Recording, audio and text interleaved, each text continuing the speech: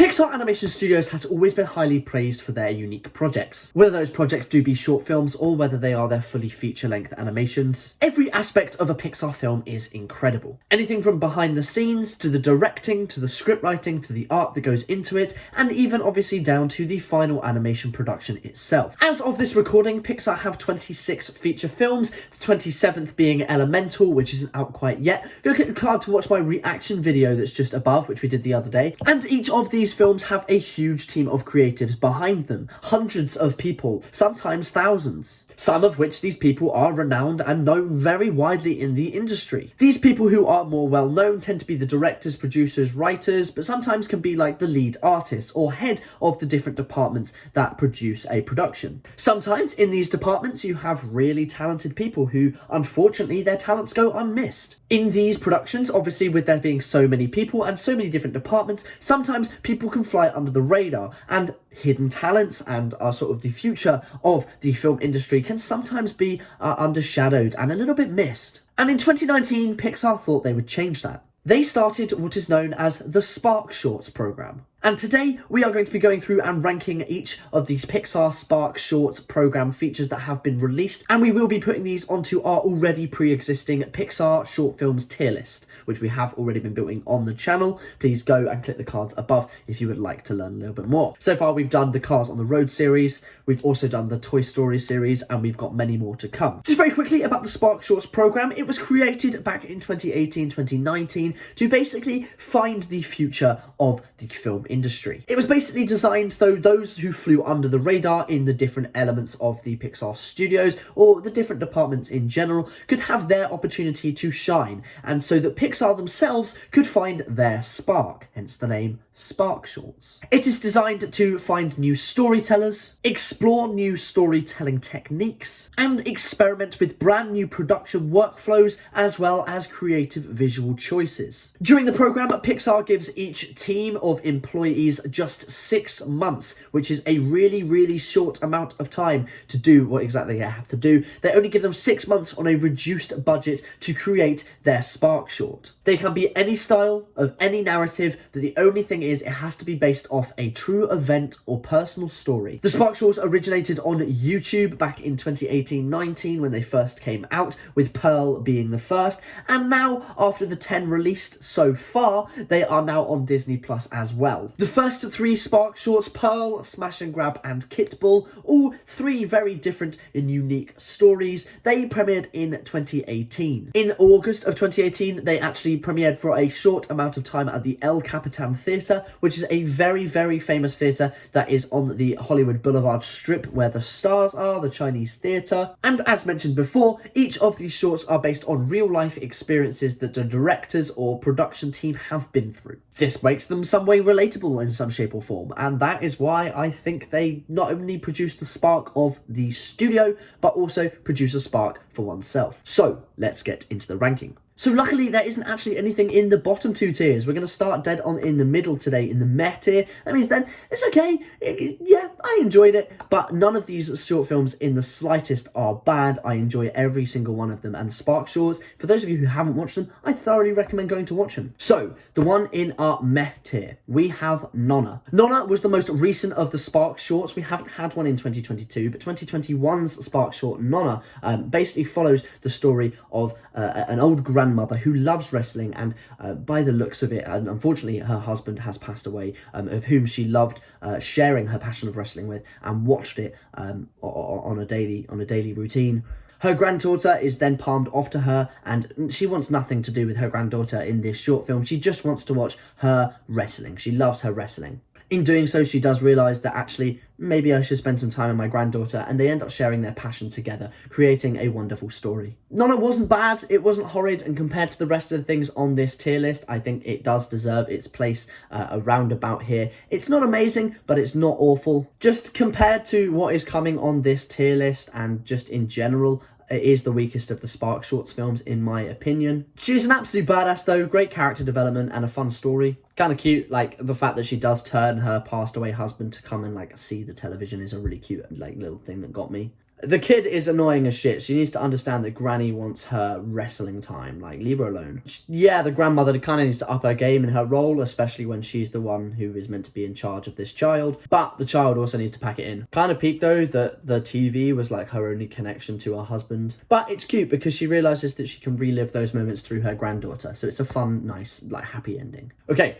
Moving into the decent tier. 20-something was interesting to say the least, but it is ridiculously relatable. It is literally me as my 20-year-old self living in London. It's a fantastic concept that is brought to life throughout this film, and the animation style, as I mentioned, as it is new, it is just beautiful. The half-frame animation, the sort of stop-motion animation of it, and I just love the creativity behind it, how the different ages are represented. It does resonate with the audience. Like, everybody has each one of those ages in them, no matter how old they truly are. This short film follows the story of a girl in a club with her friends who is basically battling through the different mindsets that you go through in life. There's parts of you that are thinking, no, I shouldn't be doing this. I'm still slightly too immature for it. There's slights that trying to want to be a little bit older. And then the whole just baby side of it, that you just want to go home and watch some Teletubbies. It is a great concept and I thoroughly recommend watching. And I did enjoy this short film. Again, just not as much as some of the other ones that are coming up.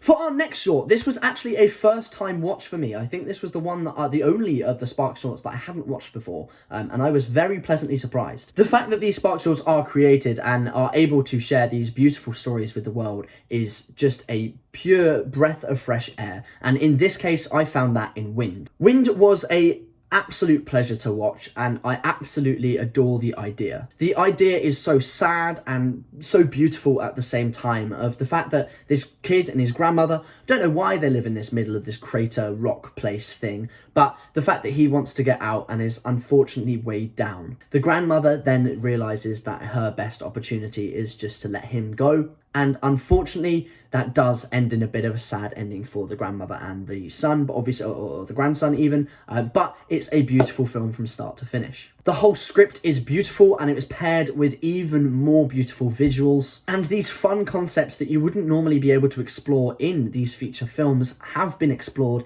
in Wind, and in these Sparkshorts in general. This was emotional, but at the same time had me screaming, do not tie your grandmother to a rocket ship.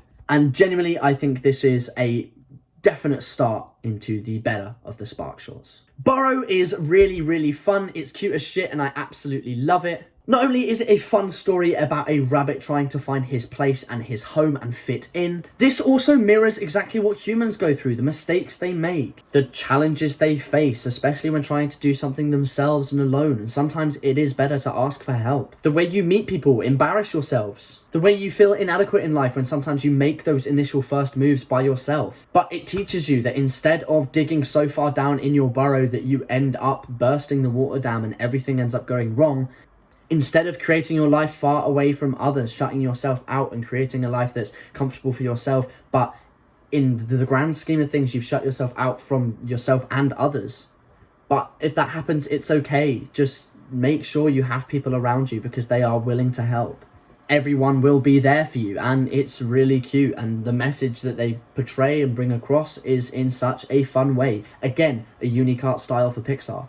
Next up, we have Smash and Grab, and this was absolutely beautiful. It was one of the first ones I actually watched of this Sparkshorts series when it first came out back in 2018. This introduces some really, really cool characters and an even cooler setting. The visuals, they're just stunning throughout this entire thing, and it kind of reminds me a little bit of the Star Wars Fallen Order game. I would love to see a little bit more of this world. Maybe they relate this to some sort of other film and just build on the world in general, because I think that the whole world creation and the whole sort of narrative of Smash and Grab is really, really clever. The fact that these two workers are bound by what they are supposed to be doing and then set themselves free to achieve a greater goal is such a brilliant narrative. And again, relatable in the human life. Not everybody likes what they do. They shouldn't have to just settle for what a company would like. They should push their capabilities and push themselves beyond anything they have been able to do before. They shouldn't let their work literally hold them back and tie them down. They should be able to explore their world and see the greater things in life and find their purpose. I would love to see more of these characters, even just as an Easter egg in another production, whether it be feature or short. because they are two very well designed characters. They're funny, they're cute, they're really, really cool. They remind me of Wall-E, obviously, they are robots. But I do love that Pixar has gone back and really thought about how to create another short with emotion, and I think it was really, really well done. It was a very cool escape story, I really liked it, almost heist-like. Great characters, great setting. However, some of the effects at times were a little bit dodgy, but I can look past that. Oh my god though, spoiler alert, when Grab died, I honestly cried. Well, when I thought he died anyway. But the way he comes back and smashes up those flying things was fucking sick. The fact they're both okay and they share that power source and they sort of live their life on the land by themselves is just such a brilliant narrative. And I'd love to see a sequel sort of spin-off. Would be amazing. I loved this short film in terms of what it could possess and what it could hold. So I would love to see some more. So another first time watch now, I have Kit Bull, which was one of the original 3 released alongside Pearl and Smash and Grab. This was a beautiful short. Another visually stunning thing that the Pixar had never done before.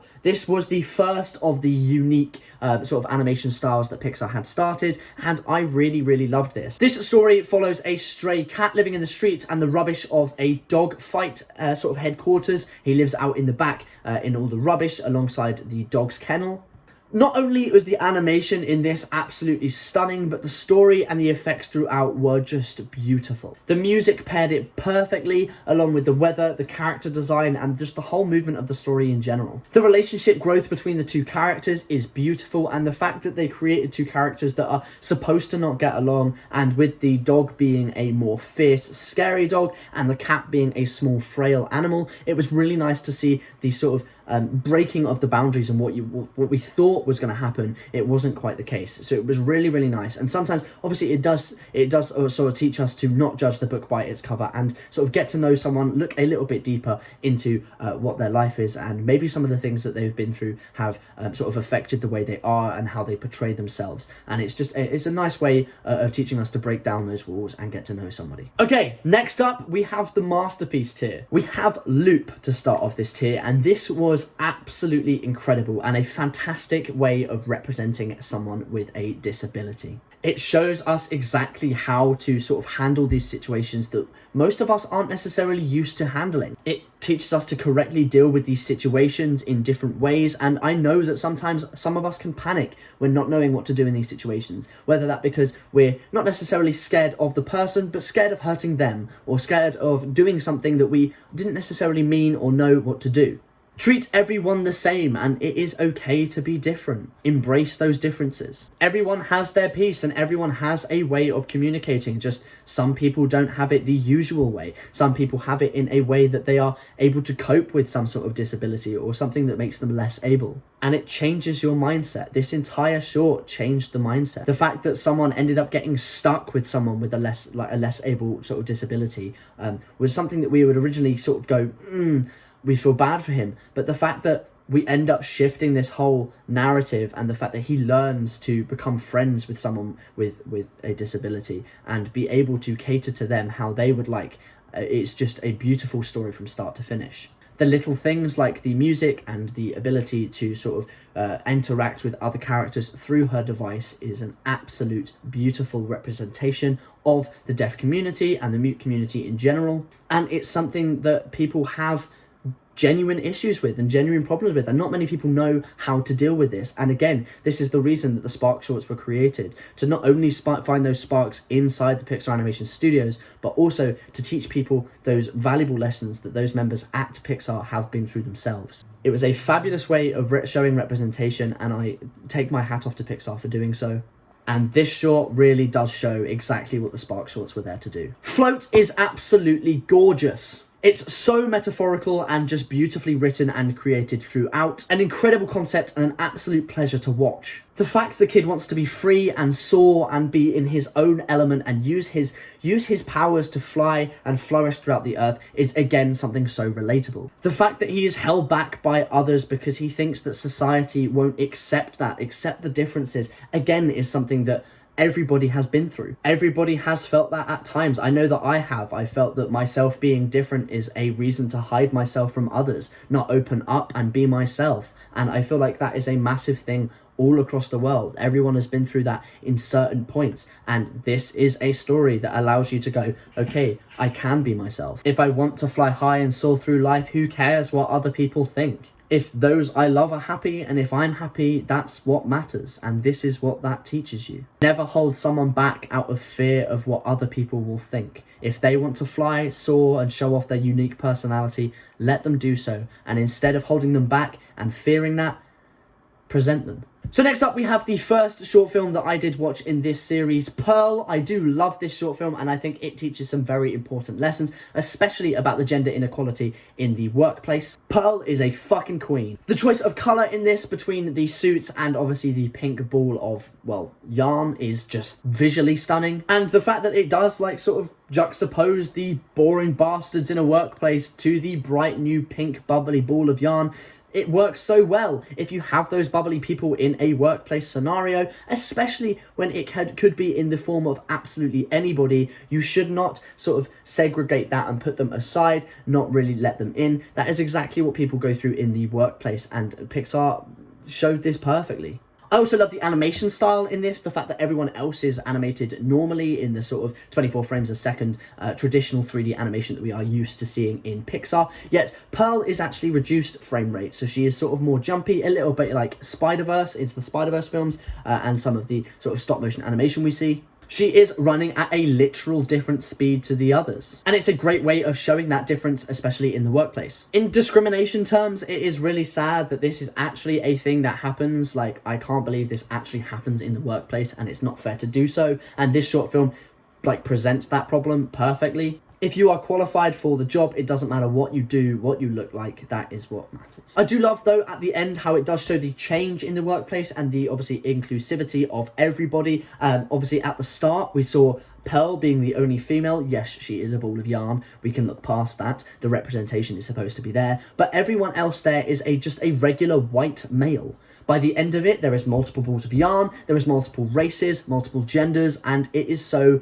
inclusive. And it does show that actually, when it is taken up into a more sort of bigger area, and when it is raised to the bosses and things like that, it can change. And that is exactly how it should be done. But also, Pixar make multiple sex jokes, and they use the word arse in a Pixar short. Not something I thought I'd be saying or seeing, but it was fun. But finally, my first place award, this goes to Out. A fantastic creation and a perfect way of showing exactly what a short film should do. Throughout, it shows so many emotions and connections between the characters, but magical gay dog that comes from a rainbow? Crazy. But the dog plays with Wheezy, as in from Toy Story. That's a fantastic Easter egg. I really like that one. So does it connect it to the Toy Story Pixar universe? Who knows? Firstly, onto the props for the film. Amazing that Pixar actually went out and did, quite a while ago as well, actually did a same-sex short film with absolutely no holding back or anything like that. They absolutely loved it, and they did it so well. They showed the struggles of coming out as a member of the LGBTQIA plus sort of group. They showed the difficulties of coming out. I would not know that personally, but I can imagine from seeing this the sort of things that people do go through, and it was a nice sort of reiteration of exactly how difficult that can be, especially in a family situation. But they took it in a crazy creative direction, with the fact that the dog ends up swapping bodies with the man, and the fact that he was supposed to come out to his family and it was just all done at the wrong time was so hectic but so fun to watch. I can't necessarily relate to this film, but I think a lot of the members of the communities can do, and I do think it was a beautifully told and beautifully represented short film. And the fact that they did this fun spin on coming out is a great way of Pixar to sort of show this diversity. This film, honestly, was golden. It was a great short film, and I do think it deserves its place at the top of this list. If you guys did enjoy this video, please leave a like and subscribe. It is free and it helps me out so much. You can unsubscribe at any time. Let me know what you guys thought as well. Do you agree with my decisions? Which of the Sparkshorts did you guys enjoy? And do you think they belong exactly where they did on my ranking system? Perfect, guys. I will see you in the next video. Peace.